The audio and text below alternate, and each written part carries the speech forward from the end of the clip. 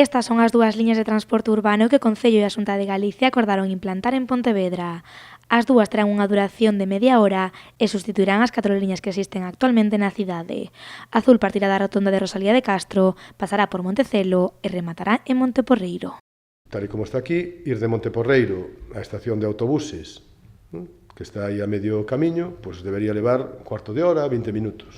Vale?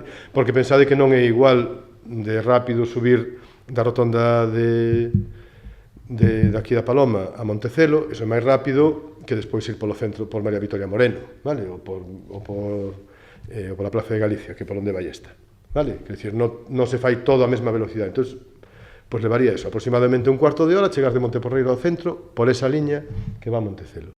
A segunda liña partirá da estación de autobuses, dará servizo aos veciños do Burgo e rematará tamén en Monteporreiro. O que queda agora por establecer son as paradas das dúas liñas e as tarifas correspondentes. O que sí tamén chegamos a acordo é de que as tarifas quedan para outro convenio, vale? Quedan para outro acordo.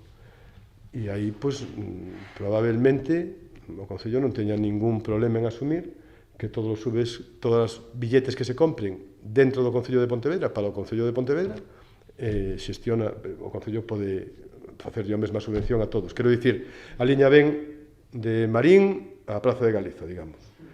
Se alguén se sube en Praceres e vai ata a Praza de Galiza, tería a mesma subvención que se usa unha destas liñas. Malia que neste convenio quedan aínda moitos interrogantes por resolver, o que está claro é que o Concello asumirá únicamente as liñas que considera como urbanas, quedando fora, por tanto, a que vai a Marín.